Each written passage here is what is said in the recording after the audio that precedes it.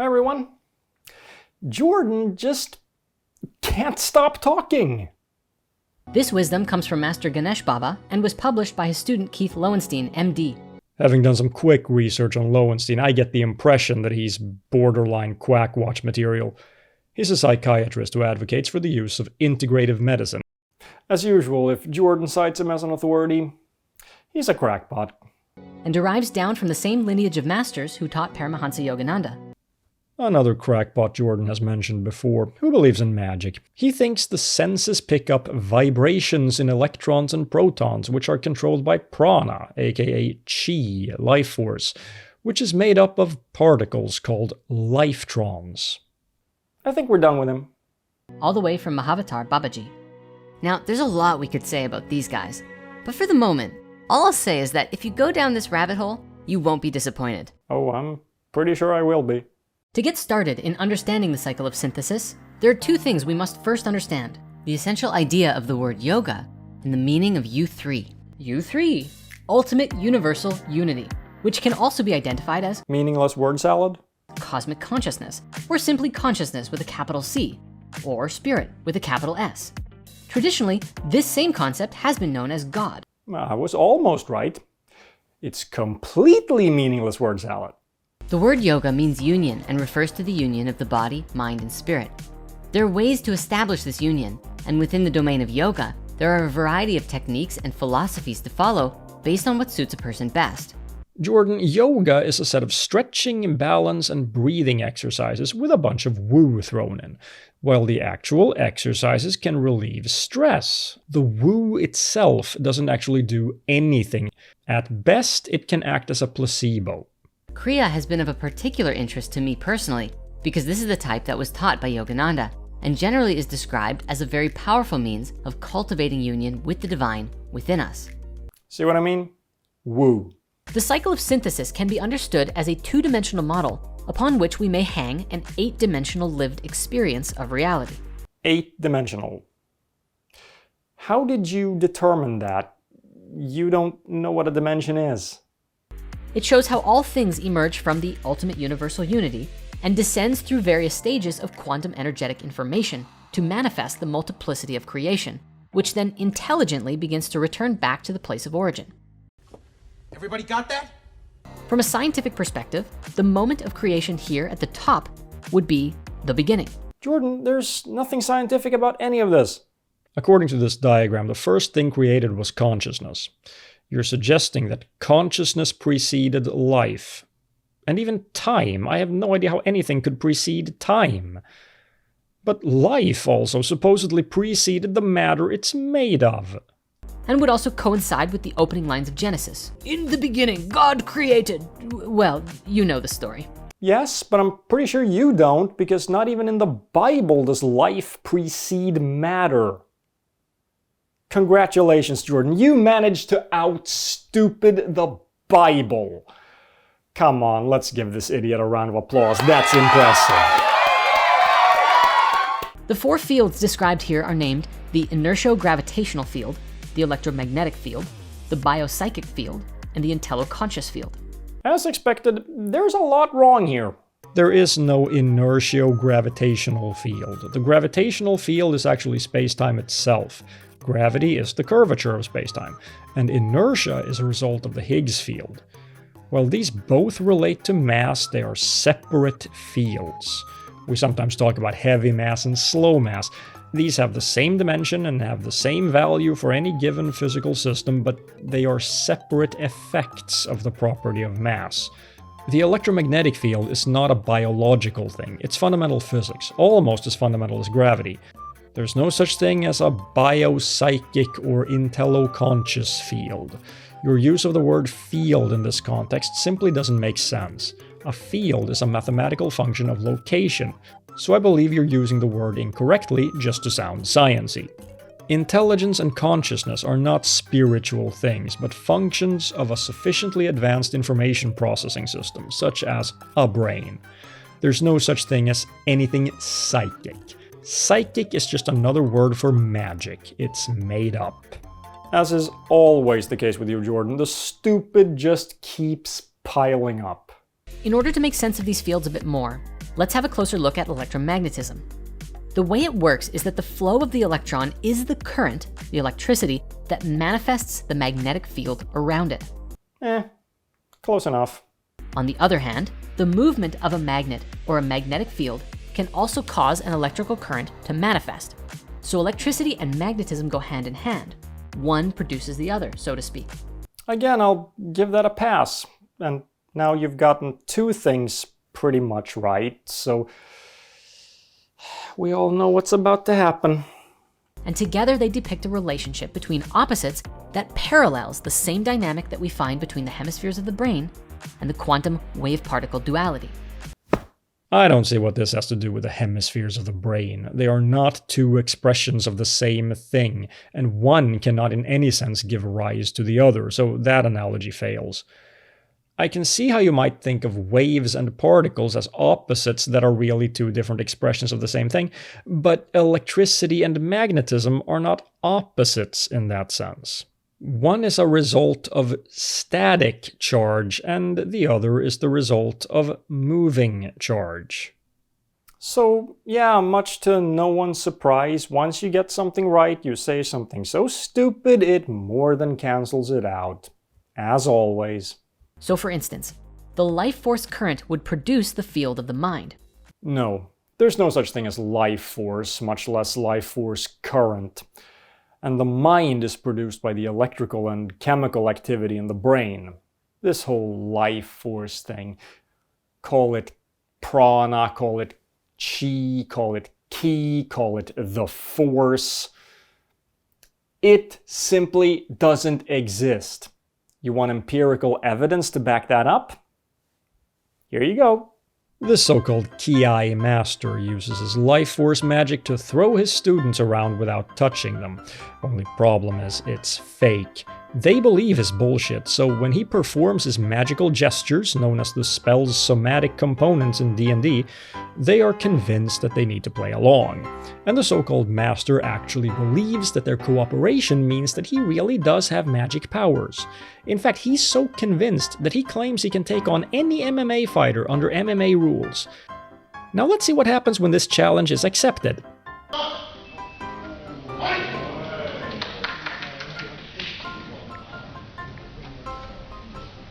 And that's where I blur this out, because I don't want to show footage of a trained fighter repeatedly punching and kicking a defenseless 75-year-old man in the face.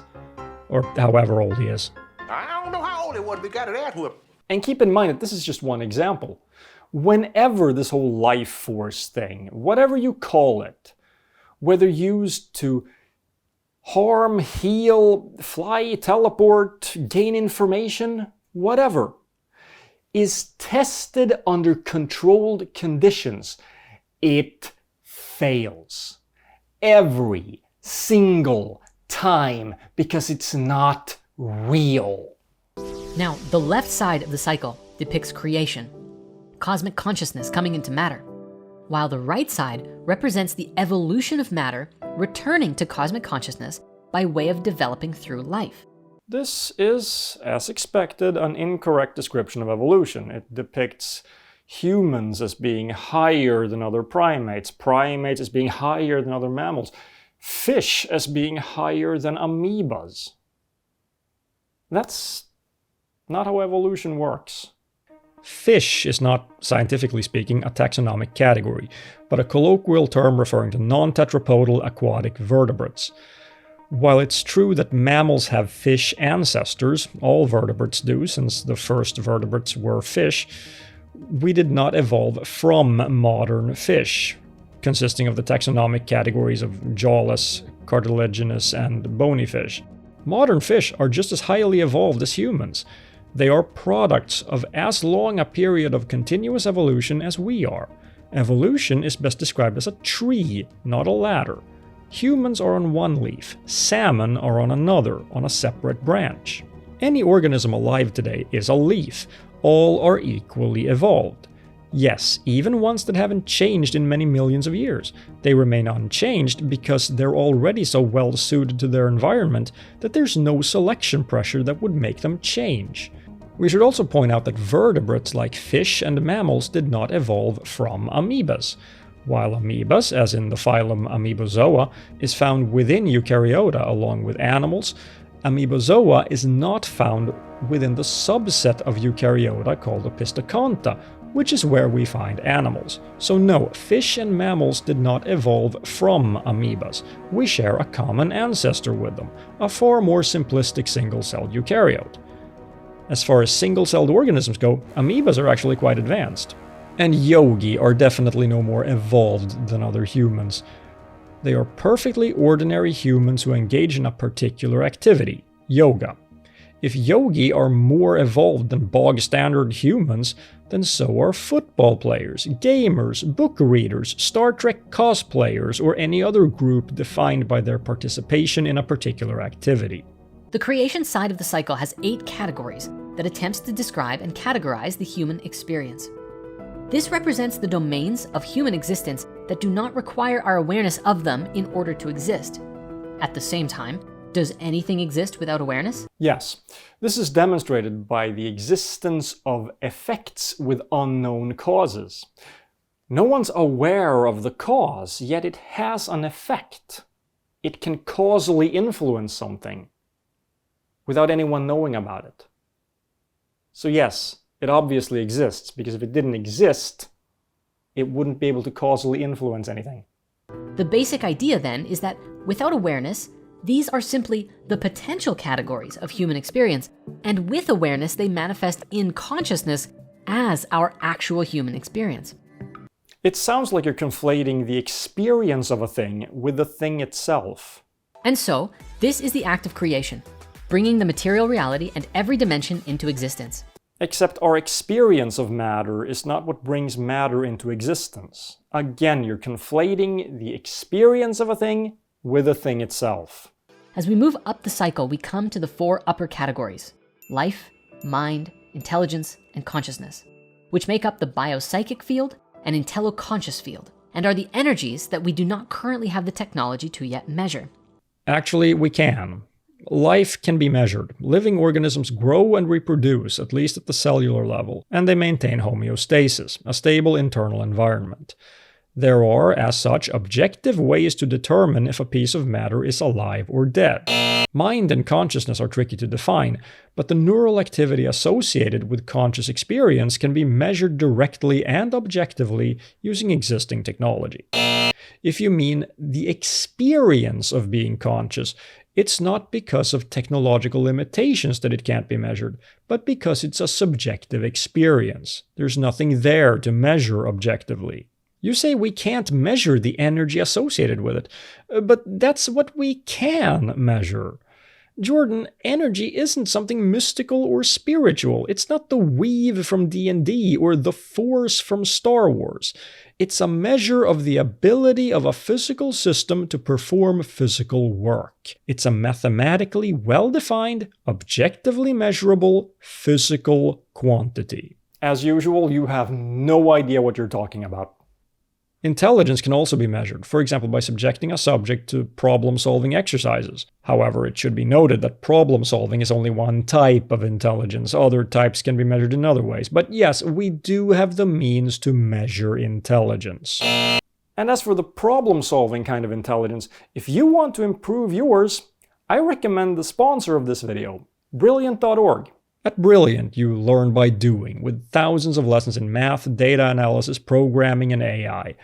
Each lesson features interactive exercises and little applets that let you play with various concepts, a method that has been shown to be up to 6 times more effective than just watching video lectures.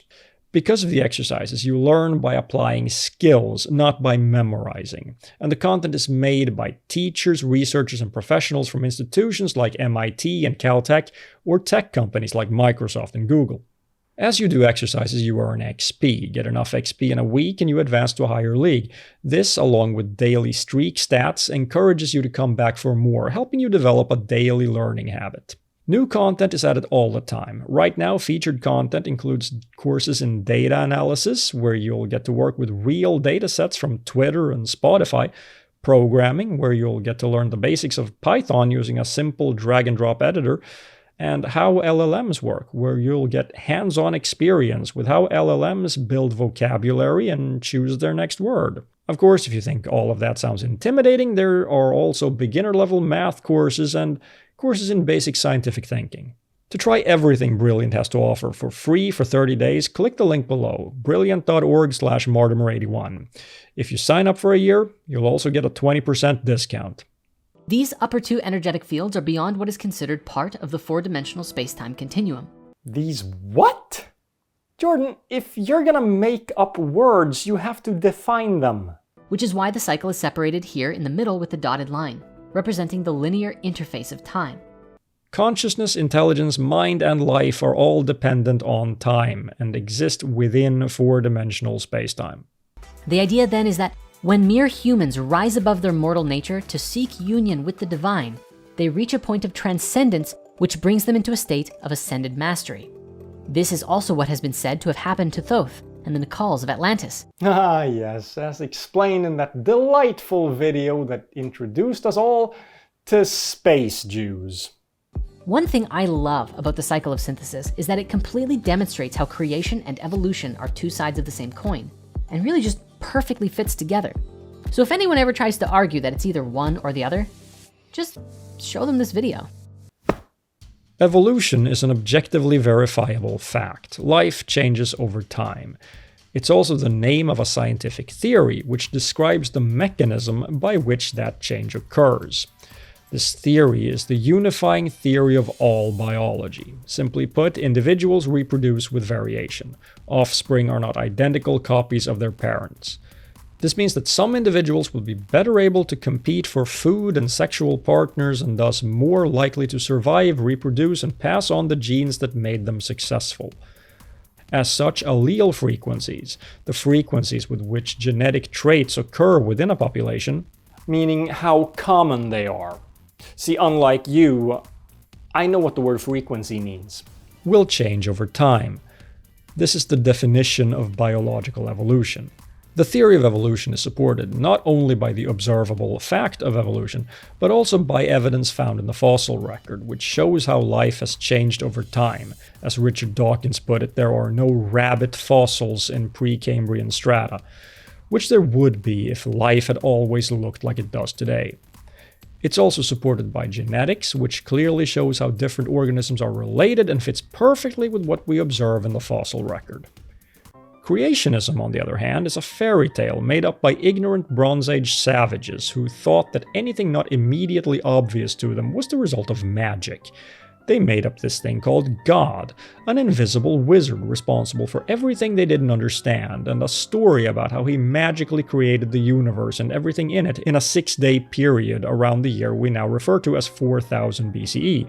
Not so coincidentally, just before the dawn of human civilization and the development of written language. According to modern-day creationists, organisms are organized into completely unrelated kinds, a term that they refuse to define.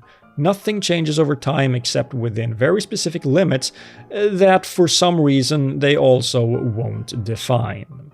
Creationists can't define their terms, because once they do so, their claims will be falsified by empirical evidence, and they know that.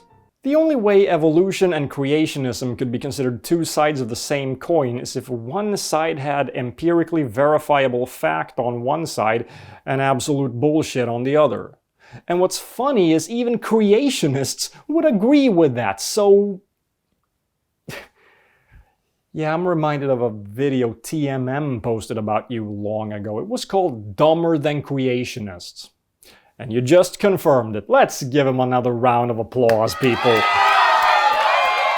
As we know today, visual light is only a small fraction of the overall electromagnetic spectrum and depicts the behavior changes relative to frequency and wavelength, i.e., the frequency increases as the wavelength decreases, thus changing the behavior of the energy from a radio wave to visible light to X-rays and so on.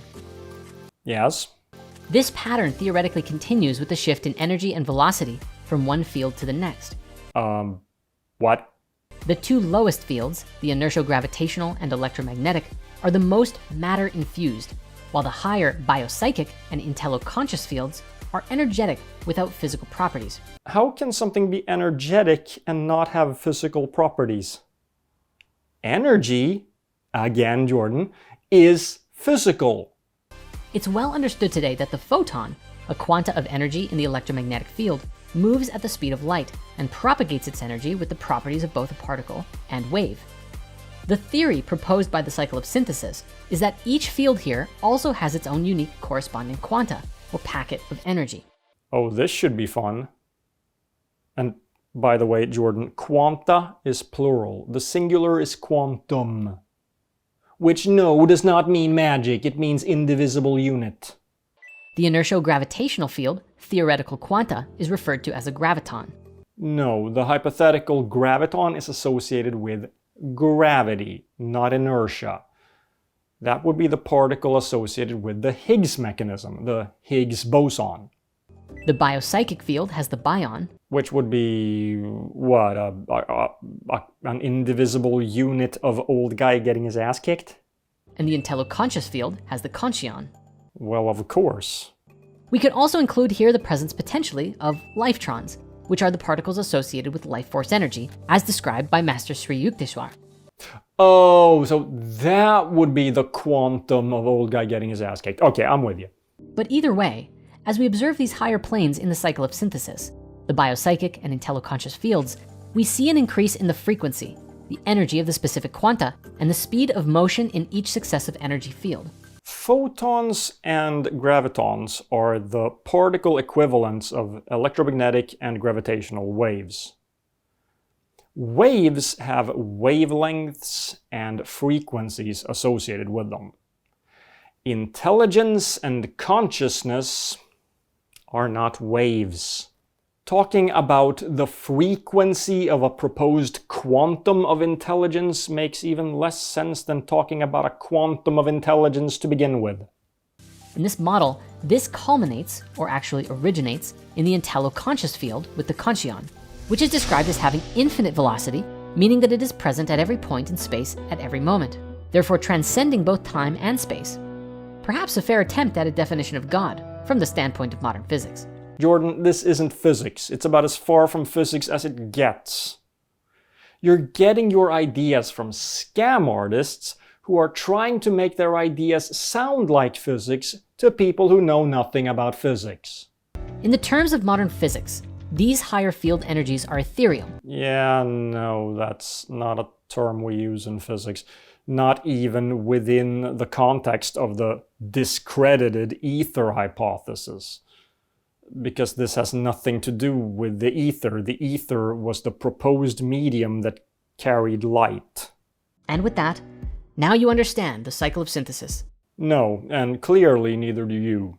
Honestly, I think if the world's scientists were to consider this and discuss it and take it further in their labs, we'd probably propel humanity forward into a really divinely inspired and harmoniously interconnected world very quickly. Why? You've made two kinds of claims. Ones that are known to be wrong and ones that are completely meaningless. Do you know any scientists? Can you send this video to them? Yes, but no, I won't. They have more important things to do with their time, you know, like actual science. Something you will never understand. That's it for this time. Thanks for watching. Don't forget to like the video, hit subscribe, turn on notifications, and if you really like what I do, please consider supporting me on Patreon. There's a link in the description. See ya!